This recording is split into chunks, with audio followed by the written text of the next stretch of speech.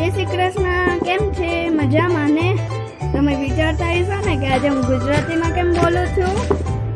આજથી મારા બધા વ્લોગ તમને ગુજરાતીમાં જ મળશે અને હું અને મારી મમ્મી રોજ તમને નવી નવી રેસીપી લઈને મળશે. આ હું બનાવું છું ભજીયા. હું અને મારી મમ્મી બંને બનાવી છે અલગ પ્રકારના ભજીયા બનાવીએ છીએ. આ છે આદુ, મરચાં અને લસણનો પેસ્ટ તૈયાર થાય છે.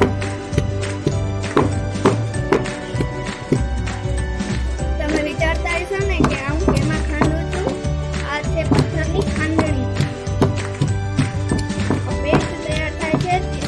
ત્યાં લગીમાં ચેનલમાં નવા છો તો લાઈક અને સબસ્ક્રાઇબ કરવાનું ભૂલતા નહીં.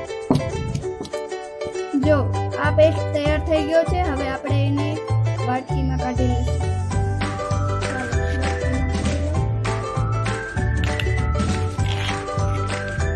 આપણો સરસ મજાનો પેસ્ટ તૈયાર છે. આમાં ચટણીનો પેસ્ટ મરચાંનો પેસ્ટ બહુ સારો બને છે અને મિક્સર કરતા આમાં ખાંડવાથી મીઠો પણ થાય. હવે આપણે સામગ્રી જોઈએ. આમાં લીધા છે આપણે 4 કાંદા, જેને નાનું નાનું કટિંગ કરેલું છે, અને 2 બટેકા, મેથીની ભાજી અને 2 લીંબુ. ચાલીએ હવે બનાવવાનું શરૂ કરીએ. આ છે લીધો છે 300 ગ્રામ ચણાનો લોટ. હવે એમાં નાખશું આપણે પેસ્ટ બનાવેલો.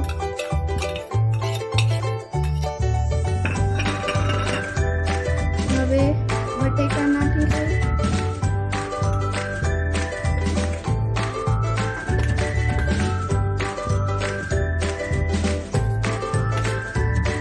હવે કાંદા.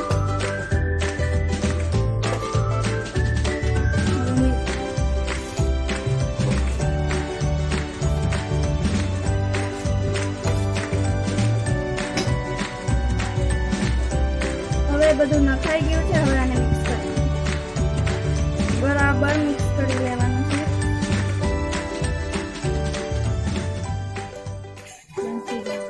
હવે આમાં મીઠું સ્વાદ અનુસાર નાખવાનું છે. હવે આ તૈયાર થાય છે પાણી નાખીને મિક્સર. ત્યાં સુધીમાં આપણે તેલ ગરમ કરીશું.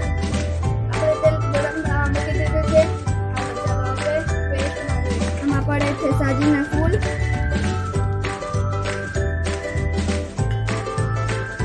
હવે પડશે લીંબુ. 2 લીંબુ મધર સાથે.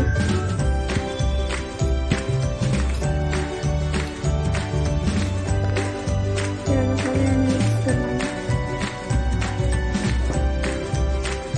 પાણી એડ કરવાનું. મિક્સ કરતા કરતા પાણી એડ કરતા જશું.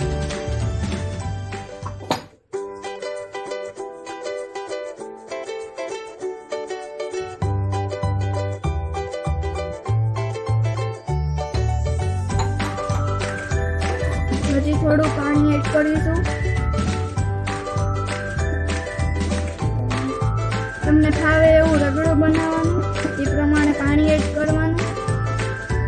મારા મમ્મીને ફાવે એવું એને બનાવેલું છે.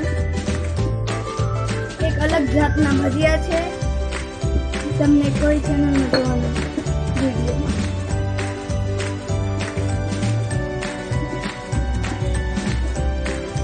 આમાં થોડુંક ગરમ તેલ નાખવાનું. 2 ચમચી જેટલું, 2-3 ચમચી જેટલું થોડુંક ગરમ તેલ નાખી દઈશું. 3 કે 4 ચમચી આપણે ગરમ તેલ નાખ્યું છે. હવે આને મિક્સ કરવાનું.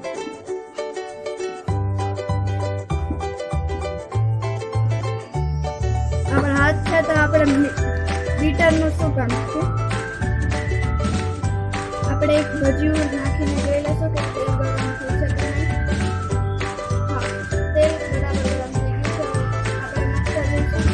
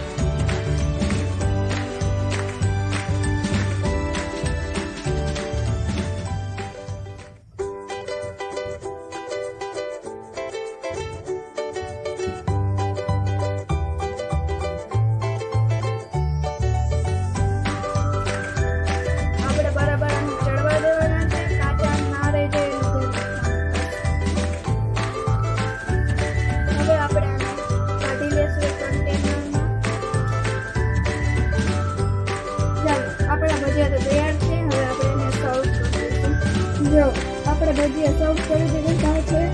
હવે જો કેટલા મસ્ત સરસ બનેલા છે. કમેન્ટમાં એ જણાવજો કે તમને ભજીયા કેવા લાગે. સારું ચાલો બાય.